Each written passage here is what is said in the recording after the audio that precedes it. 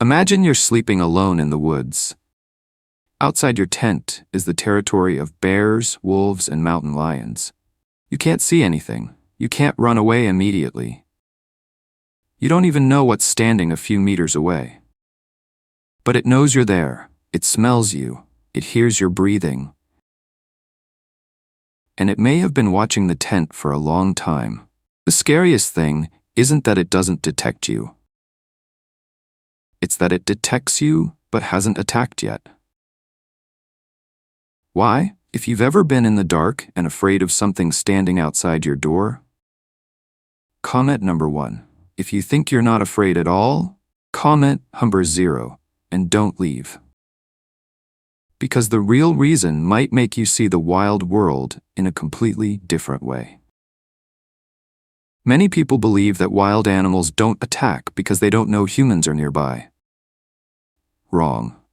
They know very well. Before you even finish setting up your tent, the scent of your body, food, clothes, and belongings has already spread through the air. A predator doesn't need to see you to know you exist. It can detect footsteps, the sound of a branch breaking, the sound of a zipper, the sound of metal clanging together. Even when you're asleep, your breathing and small movements inside the tent still send signals. You may not see it, but it knows exactly where you are. That means those animals aren't accidentally ignoring you. They are actively choosing not to approach. And to understand why, we must discard a very common misconception. Predators aren't emotionless killing machines. They also know fear.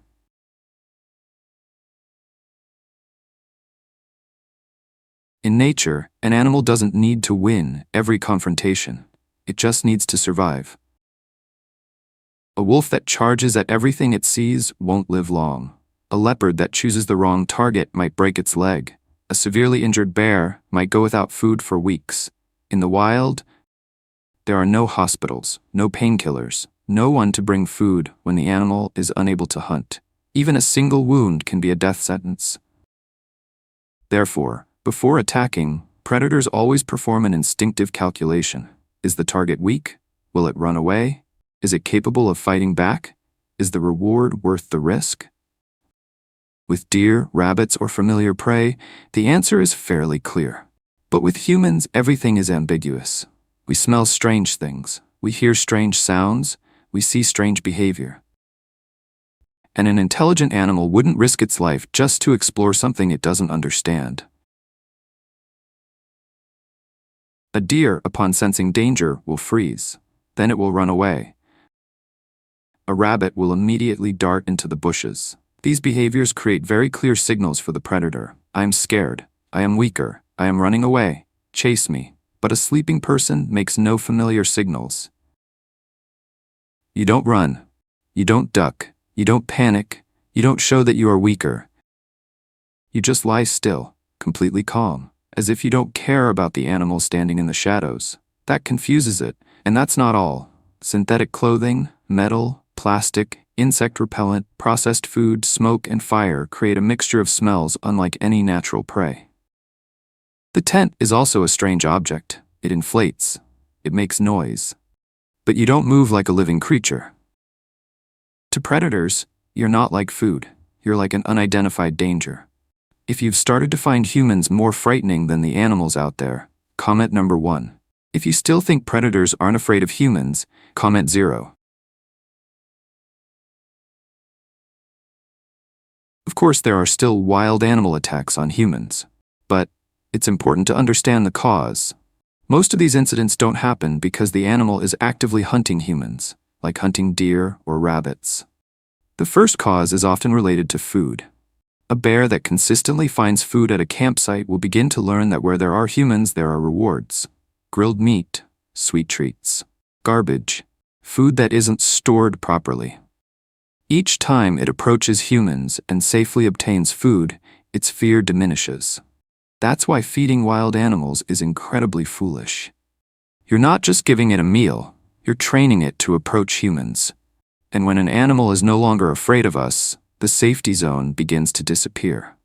Many animals end up being exterminated not because they were born aggressive, but because humans have taught them the wrong lesson. The second reason is desperation. An animal that is too old, injured, or no longer able to hunt its natural prey may do unusual things. When starving for a long time, it has few options. Its cautious instincts may be overwhelmed by hunger. But this is not the normal state of a healthy animal. This is when its survival system has broken down. The third reason is self-defense. You get too close to the young animal. You inadvertently block its escape route.